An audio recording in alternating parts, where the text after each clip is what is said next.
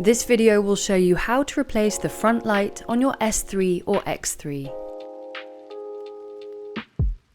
You will need a 2.5mm Allen key or a Safety Torx 10.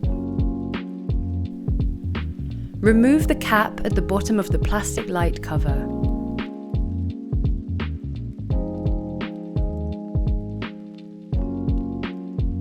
Then loosen the bolt under the light with a few turns using a 2.5mm Allen key or Safety Torx 10. But don't take it out completely.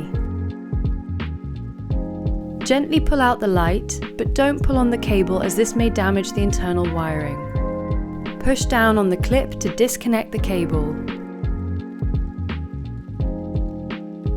Now connect your new light by following the previous steps in reverse.